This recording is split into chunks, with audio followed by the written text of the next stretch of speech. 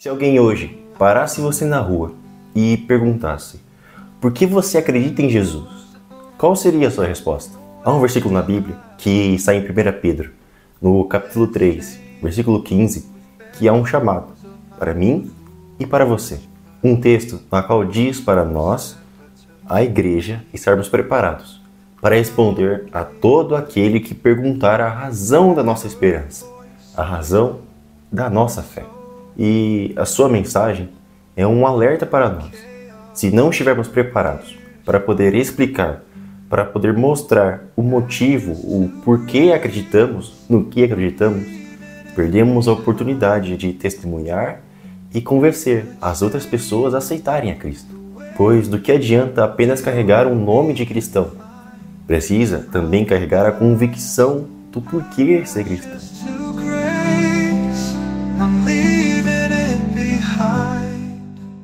Segundo alguns estudos, o cristianismo cresce com números extraordinários.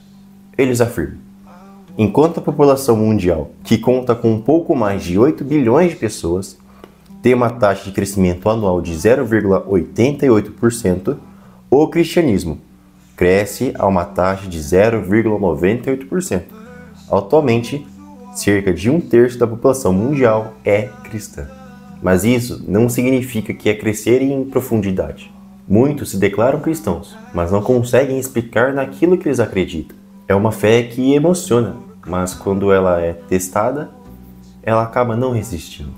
Jesus se advertia a alguns religiosos do seu tempo, onde ele diz: errais, pois não conhece as Escrituras, nem o poder de Deus. No contexto do versículo, essas pessoas, no caso os saduceus, estavam tentando induzir Jesus ao erro, que pode acontecer e vai acontecer conosco muitas vezes ao longo da nossa vida. Ao longo da nossa caminhada cristã, vamos sofrer diversas perseguições, diversas afrontas e diversas outras situações que vão testar a nossa fé. E se não tivermos uma fé baseada, uma fé com raiz, não resistiremos. Em muitas situações, pessoas perguntarão por que você acredita que Jesus é o Messias? Por que você acha que a Bíblia está certa? E se não soubermos responder, a nossa fé pode ficar abalada. Sendo assim, ocorrer um esfriamento espiritual. Pois uma fé construída sem raiz é como se fosse uma casa construída na areia.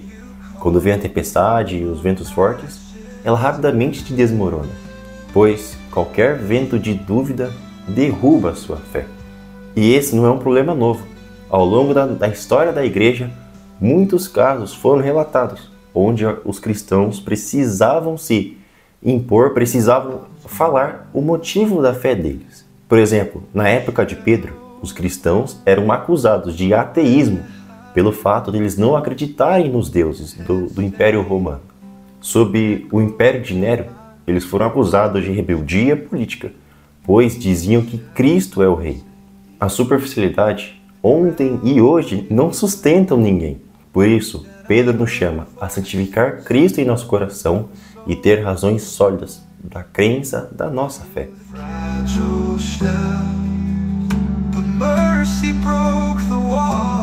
É comum apenas algum grupo selado de pessoas, como os apologetas, os pastores, líderes, mestres, mas o Pedro aqui é claro, essa tarefa de saber defender a razão da sua fé é para todos. Bom, e caso você não saiba o que é um apologeta ou o que é a apologia, eu vou ler um trecho de um livro, Apologia Pura e Simples, de Alistair McGrath. Este livro aqui, que é o livro que eu estou lendo, e ele diz o seguinte: para a compreensão do significado do termo apologética, quando levamos em conta o sentido da palavra grega da qual ele provém, apologia, o termo se refere a uma defesa, um arrazoado que prova a inocência de um acusado no tribunal, bem como a demonstração de uma crença ou um argumento é correto. A expressão aparece em 1 Pedro 3, versículos 15 e 16, a parte A, e pode ser tomada como uma declaração bíblica clássica da importância da apologética. E aqui diz o texto na qual se baseamos. Antes, reverenciai a Cristo como Senhor no coração. Estais sempre preparados para responder, oferecer uma apologia a todo que os vos pedir a razão, o Logos, da esperança que há em vós, mas fazei isso com mansidão. Claro, a afirmação que existe um grupo seleto de pessoas que foram chamadas para a defesa da fé não está totalmente equivocada. Realmente, como vimos aqui no texto, alguns foram designados para ser apologetas. Essas pessoas que vão lá, defendem a fé, vão em universidades, vão em praças públicas, falar o que acreditam.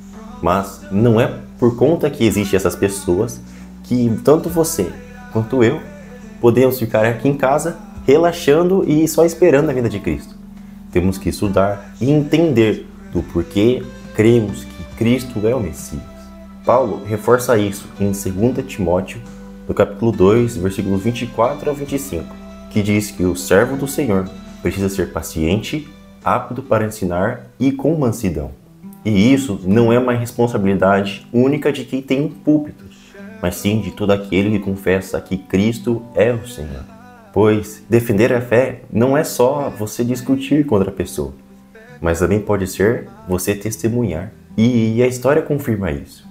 Plínio, o jovem, cerca de 112 depois de Cristo, ele descreve como ele interrogava os cristãos por uma superstição extravagante e também de ateísmo, por não acreditar nos mesmos deuses que o imperador. Podemos ver também Justino Mártir, cerca de 150 depois de Cristo, onde ele escreve suas apologias em respostas às mesmas acusações, mostrando assim que cristãos não eram inimigos do império, mas sim homens e mulheres tementes ao único e verdadeiro Deus. Às vezes, não é apenas só vencer nos argumentos, mas sobre estar preparados para sempre permanecer firme, mesmo quando o mundo inteiro se levanta contra a nossa fé.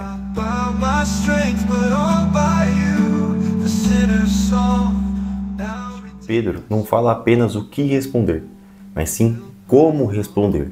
E a resposta está no versículo seguinte, no versículo 16, onde ele fala: com mansidão e respeito, conservando a boa consciência. Isso significa que a defesa da fé não é um ato de arrogância, mas sim de santidade.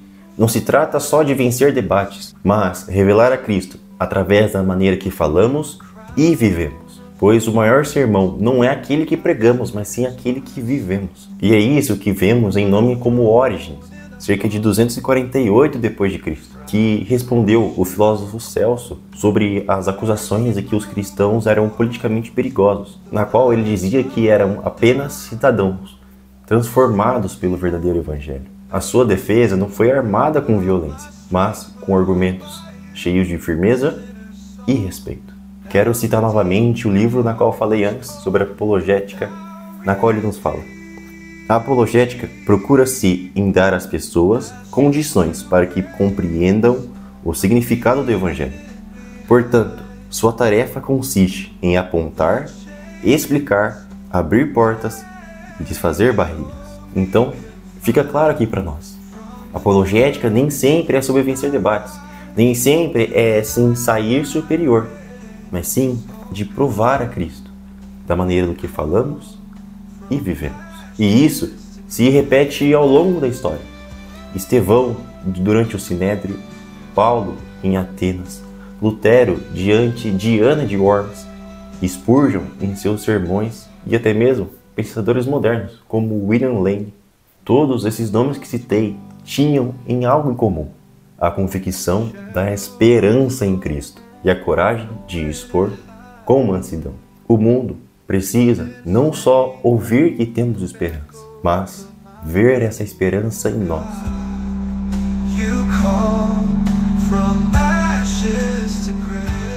A mensagem na qual nos foi deixado reflete até os dias de hoje. Santificar a Cristo no coração, buscar profundidade, assumir que o chamado é para todos.